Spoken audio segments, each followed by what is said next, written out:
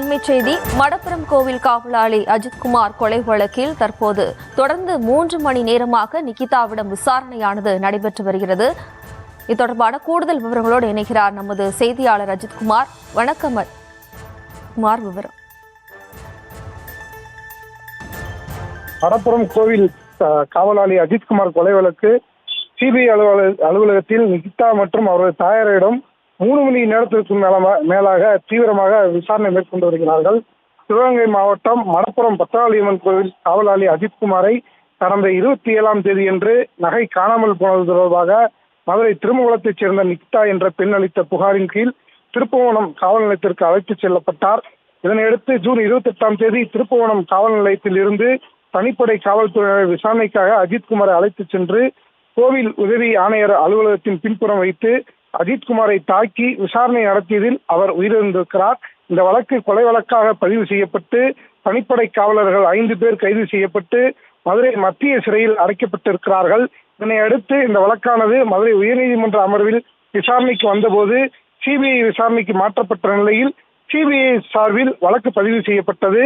இதனை அடுத்து சிபிஐ அதிகாரி டிஎஸ்பி மோஹித்குமார் தலைமையிலான சிபிஐ அதிகாரிகள் கடந்த திங்கட்கிழமை முதல் மதுரை மாவட்ட விசாரணை அதிகாரியான நீதிபதி ஜான் சுந்தர்லால் சுரேஷ் அவர்களுடைய அறிக்கையை நீதிமன்ற பதிவாளரிடம் பெற்ற பின்பாக திருப்புவனத்தில் மடப்புரம் கோவில் மற்றும் அஜித்குமாரை விசாரணைக்காக அழைத்து சென்ற பகுதிகளில் நேரடியாக ஆய்வு மேற்கொண்டார்.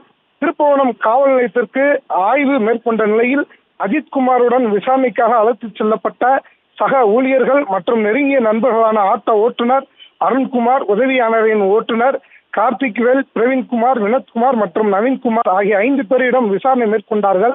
பின்னர் சிபிஐ சார்பில் சம்மன் அளிக்கப்பட்டு நேற்று முன்தினம் மதுரை சிபிஐ அலுவலகத்தில் 5 பேரிடமும் தனிப்படை காவலரான ஓட்டுநர் ராமச்சந்திரனிடம் சிபிஐ அதிகாரிகள் காலை 10 மணி முதல் தொடங்கி இரவு 8 மணி வரை விசாரணை நடத்தினார்கள்.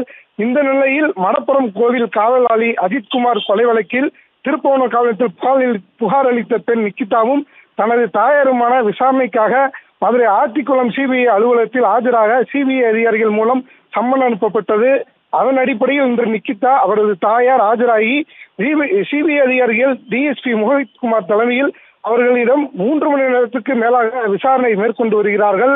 இந்த விசாரணையில் 27ஆம் தேதியன்று நிகிதா அவரது தாயாருடன் எங்கு சென்றார், மருத்துவமனைக்கு சென்றார்களா, நகை எந்த இடத்தில் வைத்து கலட்டினார்கள், என்னென்ன வகையிலான நகைகள், நகைக்கான ரசீது, நகை காருக்குள் வைக்கப்பட்ட இடம், அஜித்குமாரிடம் பேசியது குறித்தும் 27ஆம் தேதி காலையில் கோவில் நடைபெற்ற சம்பவம், மாலையில் திருப்புவனம் காவல் நிலையத்திற்கு அஜித்குமாரை அழைத்து சென்ற போது நிகிதாவும் தாயாரும் காவல் நிலையத்தில் நடந்தவை குறித்தும், இரவில் திருப்புவனம் காவல் நிலையத்தில் வீடியோ எடுத்தது போன்ற பல்வேறு கேள்விகளை எழுப்பியதோடு நிகிதாவிற்கு வந்த செல்போன் அழைப்புகள் குறித்தும் அடுக்கடுக்கான கேள்விகளை சிபிஐ அதிகாரிகள் அவர்களிடம் மேற்கொண்டு வருகிறார்கள்.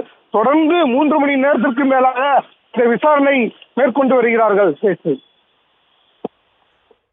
விவரங்களுக்கு நன்றி பாலமுருகன்.